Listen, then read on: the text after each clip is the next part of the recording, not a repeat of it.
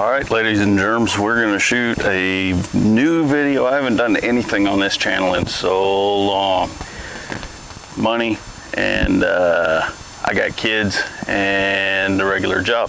So, like I said when I started the channel, I'm going to do it when I can. So, the old beast, I screwed up and jacked this in the wrong spot and broke the ABS sensor on this left front wheel. And I have a fancy little tool that I'm going to show you guys that'll tell you which ABS sensor it is. I'm going to do the video on the ABS sensor, and I'm also going to shoot some video. I did the gearbox on this, and that'll be in another video. I have some video from doing it that I never edited, and I'm going to add some to it today. And I'm going to do it in a hurry because it is cloudy. It is the end of November, and the sun will be down by 7. And it's 5, so we got to get going. So we're gonna get started on this, and I'll show you guys what's up. It's this this left front ABS sensor, OBS, that's out. My fancy little tool told me. We'll go ahead and we'll run that tool again just to show you guys what's up, and then we'll go from there. All right. All right, ladies and gentlemen, just like any OBD2 reader or ABS reader, you want to have the key on, but not the vehicle not started. The one I'm using is a Centec 607. Let's look. This one. And when you turn it a 60794, it's available at Harbor Freight. But once you turn it on, let's see if I can get here. There we go. So it's hooked up to the vehicle already. It's hooked up to my truck. And you're going to press diagnostics, and then ABS, USA vehicles, Ford, and it's going to communicate with my truck, and then read codes. And we got a C1155 controller internal fault, battery voltage increase, left front wheel speed sensor input, circuit failure. So it could be any one of those things, but I heard the damn thing crack, so I know it's the left front wheel speed sensor, and I have a new one in the truck, and we're gonna get it replaced. So let me get it jacked up, get the wheel off, and I'll show you from there. All right, ladies and germs, that got late on me. It's only like 6 o'clock, but because of the cloud cover, it seems like it's about 10 o'clock out here. What we're doing is we have to get the rotor. The rotor has to come off, okay? Which means that the caliper has to come off, because the sensor, here's the sensor wire right here. I'm showing you and not showing you. Here's the sensor wire right here. It's it's bolted in right there, right there. And then there should be another one all the way in the back. That you guys probably can't even see. See where it goes up? There's another bolt right back there, I believe. I haven't looked, but I'm pretty sure. And there's one right there. Then it goes up underneath the dust shield and the rotor, and it's sitting right about there. Cracked and broken and not working like it should. So I am going to move the camera around and totally confuse you guys. I am going to separate the 2 bolts on the back here. There's one right here, right there, and then another one that looks exactly like it straight down at the bottom, down yonder. Don't confuse these with the actual caliper bolts. We want to take the mount and everything off, because we need to get this off. So there's no point in undoing your caliper if you can just take these off. The bigger of the 2 bolts right here is what you're looking for. Now every video you watch on YouTube says this, but I'm going to reiterate and say it again.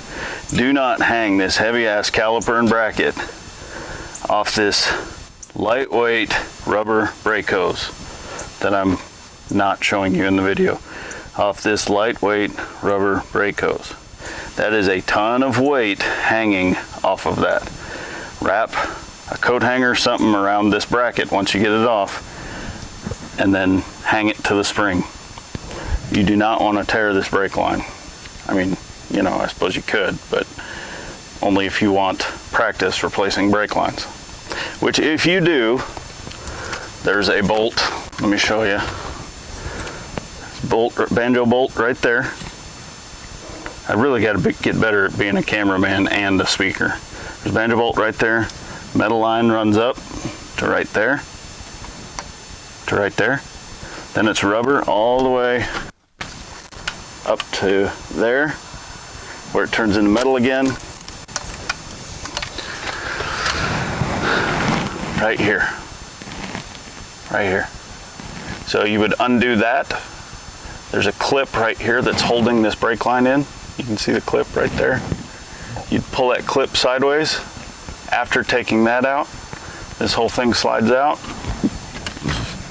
Be ready for brake fluid everywhere. And then take that banjo bolt out, and that's how you replace this line. All right, ladies and germs. I really got to quit doing that. My grandpa used to say ladies and germs. Anyway, so we got it. This bolt started. She's about out. Through the power of YouTube, I can do shit like that. Just fast forward it to the good parts. Y'all don't got to put up with it. So make sure whenever you go to put this back in, I'm going to illustrate it now, that you have the bolt already in, because if you try to do it after, so you push that up, you can't get the bolt in because of the brake line. So have it kind of started, basically that lip of the bolt right there is what gets you, and then push it over, start her back in. Okay, so anyway, we got this bad boy out, and I'm gonna put that right there. You notice this has, I don't know if y'all can see it, it has blue thread sealer on it. We're gonna put some more of it right back on it, because we damn sure don't want these coming out. But it is a 13/16 grade 10 from Ford. The other one is down there. I'm gonna set y'all up on a tripod because I need both hands for this. Let's see, can I make it to where y'all can kind of see what I'm doing? I see, turn it down. A damn cat or a skunk or something over there. That's what I don't like about being out in the woods in the middle of the night working on trucks. Hell, you don't know what's behind you about to spray you with skunk piss or, you know, that type of shit. The important things in life. Anyway, we're gonna get ate by bugs. I thought it was too cold for the bugs. Get off. There's the other one. We're gonna put that right there. And then, because we're awesome, and I told you to, we've got this right here. We're gonna turn it like so. We're gonna run this bungee cord down through there, just to make sure. That thing, 9 times out of 10, will probably just sit there. But we're gonna make sure it don't go nowhere. So we're gonna do it just like that. So now, I can't remember if these have, they shouldn't. You know, I bet that rotor's on there real good. I bet I'm gonna have to beat the shit out of it to get it off there. Anyway, now we have just the rotor to come off. Can you guys see that? Let me make sure. Kind of. Now we gotta get the rotor off there, which mine's been on there for a while. Oh, no, there it goes. I'll be damned. Usually, if you just give it a little tap, turn, off it comes. So we got the rotor off. Oh. So the sensor we want is right there, and she's busted. We're not gonna take the dust shield off because I forgot. This thing it's sandwiched between the hub. You guys probably can't see shit. Let me turn it down here. So there's our switch right there.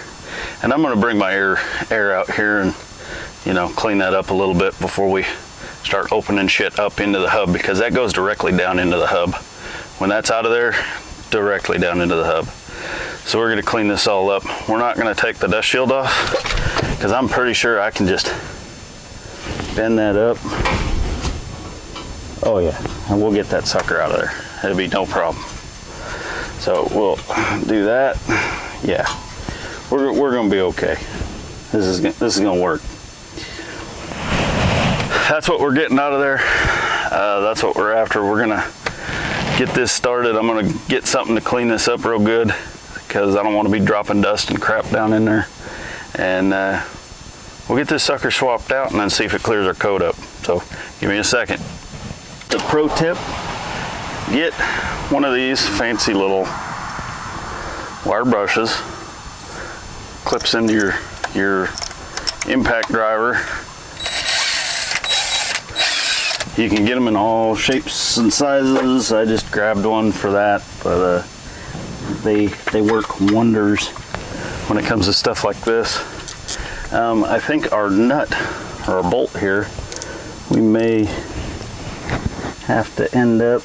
All right, she came right out. Good deal. So this bad boy's got to come out here just like this right here. And it looks, is that a washer? No. Okay, so be sure and save that bad boy. You don't want to be losing that. I got it out with a 3/16 hex, but if you look at the bolt, it's kind of worn. Looks like somebody's been in here before, which is a little scary. But then again, I know for a fact that I heard this thing crack because I jacked it in the wrong spot. I'll show you where I jacked it. I jacked it. Yeah, I'll show you here in a little bit. Let's finish the task at hand. So we want to pull as straight up as possible on this, and hopefully it all comes out like that in one piece, and that's what we're looking for. Nice. So now we need to get our fancy little set over here. Now that we've got that out, now we need to be real careful not to drop anything down in that hub. So I'm going to try to wipe away a little bit here. We cleaned it up, but I don't want no dirt or dust or nothing down in there.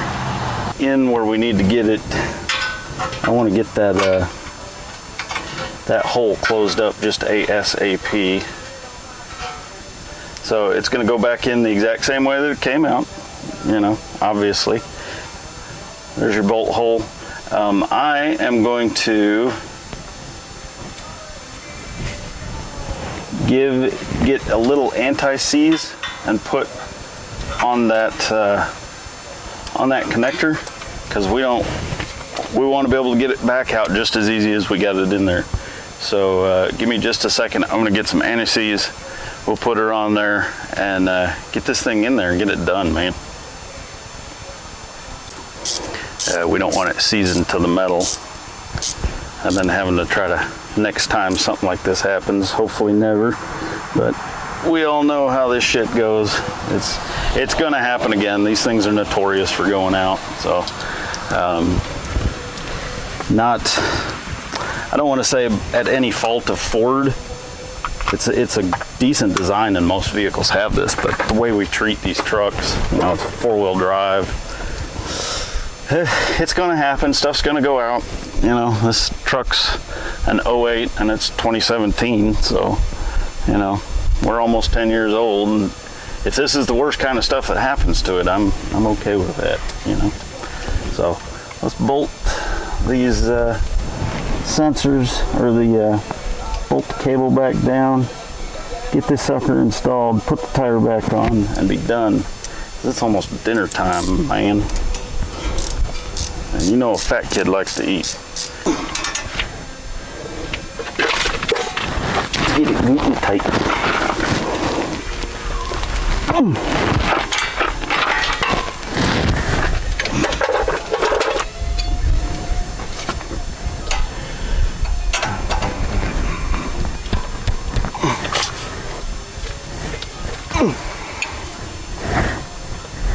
Then from here on, I mean, it's just, you know, do a little visual inspection, make sure everything, and don't forget to remove your fancy schmancy, whatever you used. Don't forget to remove that, because you'll be like me and you'll be driving down the road and it'll come flying out somehow, and not even like tomorrow to where you know what it was. It'll be 6 months down the road, it'll come flying out of there. And it'll make a hell of a racket, and then you'll start searching for a problem that isn't there and spend $1,000 on stuff that you didn't need to. I'm not going to show you guys the install of the tire, because if you don't know how to put a tire on, you probably shouldn't be going any further into a vehicle than putting a tire on and off, and you need to YouTube that. Yeah, it's pretty simple. So that is how you replace the ABS sensor on an 08, probably more years than that, but 08 F-250 FX4. Like I said, as I can afford it and as I have time, I will continue to do things to this truck. We did the steering gearbox, and that got rid of the wandering on this truck. It drives like a freaking champion now. Not that it didn't beforehand, but that's that for this time. So look for the steering gearbox video and this video. So till next time, y'all have a wonderful day, and thanks for watching.